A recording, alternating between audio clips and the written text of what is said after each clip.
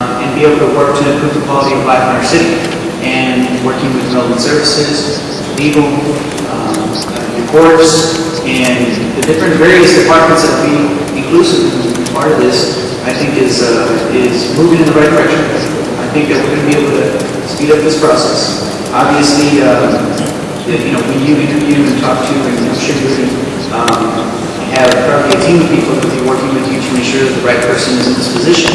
I know this is going to help to expedite that process. There's a lot of various code violations that I understand that go through a court and may not get, I'll say they're a priority, but at the same time they may need to be dealt with a little bit differently and need a little more attention. And I think that this person is in this position is going to be able to do that, to focus on these violations, whether it's bandit signs, junk vehicles, and various other code violations. I know in my district in particular, older infrastructure, a lot of telephone poles and power lines that are above the ground, not underneath, and it's a great opportunity for people to put up these bandit signs up and down the street.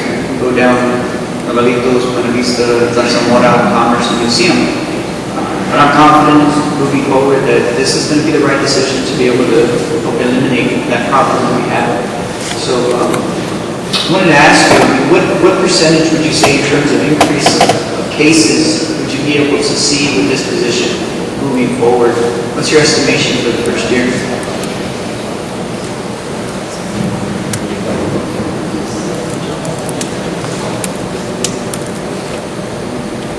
Probably 5 to 15,000. I'm sorry? 5 to 15,000. In addition to what you already said? Yeah, the way the current process works without the civil process in place is the code officer goes and sees the problem. They give them an opportunity to correct it, so they have to make multiple visits. And then the case gets filed with the criminal court process. This would cut out the middle step, so they would just be able to issue the citation to appear, and then they have 10 days to come before the judge and show that they corrected it. 5 to So 15,000. it frees up the code officers to be able to monitor some of the bigger stuff, but also that all they'll be doing is citing and moving forward. Very good. I'm looking forward to it. Definitely be supportive of this. And I want to thank my colleagues in the Public Safety Committee once again for your leadership and effort on this. It's been very welcome, and I think we've been able to bring something solid to the council, and I look forward to working on it. Thank you, man. All right, thank you, Councilman Medina. Councilman Schultz. Thank you, Mayor. Without both my colleagues did a pretty good job of saying thank you, but I want to touch 3 different departments. We talked about, I believe, it may be about a year ago that we started having these conversations about ways to improve code. And I really want to thank you, Judge Bull, but also Rod and our city attorney's office. You took an idea and ran with it. You coordinated your efforts and crafted, I think, very good policy. And if it hadn't been for each of these 3 groups working together and taking leadership, we wouldn't be here today. So I'm really proud of the way you guys took the ball around. So thank you so much for that. I also want to thank my colleagues on public safety, but also leading with your quality of life as well. And for having the support of the council and shepherding it through. Not only that, but also shaping some of the ideas that came along, especially where it dealt with, as you mentioned, how do we deal with the elderly waiting that is not capable of doing this? That came from some of the colleagues that said we need to figure out how to be human about this, and I think we've addressed that, and that's good. So, again, I look forward to supporting this and hearing about how the first 90 days go and what things we want to add as we go forward. So, with that, I'd like to make a motion to approve. All right, thank you, Councilman Schultz and Judge Bull. I join the council in thanking you for the great work on this initiative, as well as the other departments that work with y'all. As you know, because y'all see it, the issue of code compliance is one that's supremely important around here and around our city. I mean, the council members hear it in their own districts. It's the first thing that the neighborhood associations talk about when you show up at the neighborhood meeting. And one of the biggest complaints over the years has been, hey, you know, I know that my neighbor got cited, or why hasn't my neighbor gotten cited? A concern that it's bottled up in a process where people don't see the results of the code compliance enforcement process. This ordinance is a strong attempt to improve the situation and ensure that our neighborhoods are beautified because of it. I also believe it's clear and it's understandable to folks, and I look forward to good results because of it. I also want to particularly thank the Public Safety Committee and Chairman Medina for his work on it. I'm sure the neighborhoods out there will very much appreciate it. We have a motion and a second on item number 12. Please vote.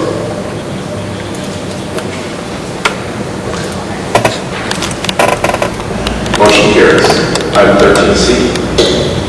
Item 13C is appointing Zachary Harris at large to the Planning Commission for the remainder of an unexpired term of office to expire October 6, 2013, and appointing Heather Love at large and George W. Peck at large, and reappointing Linda Bell Burke at large, Andrea R. Rodriguez at large, and Rebecca R. Rodriguez at large to the Planning Commission for terms of office to commence October 13, 2012, and to expire on October 12, 2014. Councilman Williams. Thank you, Mayor. Well, first of all, let me say that the Planning Commission is an extremely important commission. It is pivotal to the whole future of our city. The Infrastructure and Growth Committee interviewed, probably 15 or so people. We ranked our selections, and fortunately we did rank our selections because, as it turns out, there was a correction, and I think we could have, well, let me back up. Linda Bell Burke was one of our recommendations. However, and that always brings up a concern when people say, well, why are you changing something on the dais? And the problem is that as she's moving to residency and as not being a resident in San Antonio, and I'll get the lawyers to talk about this, I'm not going to jump in that area for sure, but since she's not going to be a resident of the city of San Antonio, then she cannot receive a waiver because of the type of committee this is. Now, let's be clear in the record, when she applied in 2 places on her application, she was a qualified voter in the city of San Antonio, and she indicated as a resident. So there's no back room deal here. It's just that she moved her residency, and we got a determination if we could give a waiver. All right, so that's about as clear as I can get. The paper and the trail is clear. A person moved. We thought that there could be a waiver given for this committee, and it could not. So now I'm going to ask the attorney to explain why the waiver could not be given, so that everybody will know the full case. Please. Yes, sir. Let me explain, first off, what we mean by the waiver. Sometimes City Council imposes requirements to serve on various boards and commissions. And oftentimes, in order to get a situation will come up where there's a particularly well-qualified candidate in some area who may not meet all the qualifications or the qualifications that the City Council set out in its ordinance. Or we might need to, on a case-by-case basis, make a change because we don't get enough people to apply for a board and commission. So we make an appointment and we waive what our own requirements are. And we can do that on a lot of the boards and commissions that the City Council has established. I'm sorry. The Planning Commission is a slightly different animal. The Planning Commission is a commission that is established by the city charter, and the qualifications to be on the Planning Commission are set forth in the charter. And the charter says that the council shall appoint as various faculty from various areas of the city. So that the requirement of the city charter is that members of the planning commission be from residents of the city of San Antonio. And since that is a charter requirement, it's simply not waivable as if it were a requirement that city council had set up in an ordinance when they established the board of commission. This is a charter commission. It's in the requirement that the individual be appointed from the city as a charter requirement, therefore is not subject to waiver by city council. Thank you very much, Mr. Bernard. I know this has taken a lot of time with what seems to be a technicality, but today that's the position we're in. And so let's follow through and review what happened. The application was properly submitted. It was properly reviewed by the clerk's office. It was properly acted on by the Infrastructure and Growth Committee. In the meantime, the person moved their residency. It was properly reviewed by the legal department. And today I'm going to make a new recommendation for our new ordinance. And we'll read that into the record in just a minute. It then begs the question of what do we do next to fill this one remaining position? Well, because we use the rank order system, there are two gentlemen that are tied for the next position, and that's Mr. Marcelo Martinez and Mr. Ryan Sweeney. Those two individuals we consider individually for one position, the last position, which is an unexpired position, and which finishes up October 6th of 2013. That will be considered our next infrastructure and growth. We'll then make a subsequent recommendation to the full council. So at this time, I'd like to read the following ordinance. Appointing Zach Harris at large, Kevin W. Love at large, and George W. Beck at large, and reappointing Andrea Rodriguez at large and Roberto Rodriguez at large to the Planning Commission for terms of office to commence October 13, 2012, and to expire on October 12, 2014. I move this be approved. Thank you. Okay, thank you very much, Councilman Williams. Thank you, Michael, for the explanation. Councilwoman Ozuna. I just want to reiterate what Councilman Williams brought up, which is the chain of events that set this off. And it is an unexpected and really kind of a loss for our planning commission to not be able to tap into this resource, but the charter is the ultimate definer of the qualification for this commission.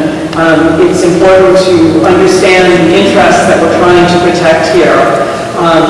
And I do want to mention that we will be going back to infrastructure and growth to review the candidates for the opening that we will have, and just continue on with our very transparent and orderly process of setting up our planning commission members. Thank you.